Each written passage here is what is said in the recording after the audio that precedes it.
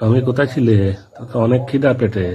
হ্যাঁ টমি, কোথায় ছিলে মানে? মিনি কই? মিনি কোথায়? হুম, আছে?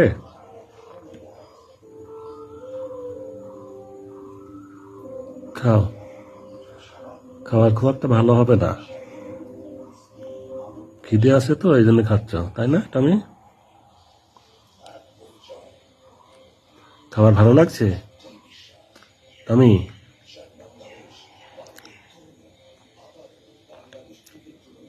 খাও।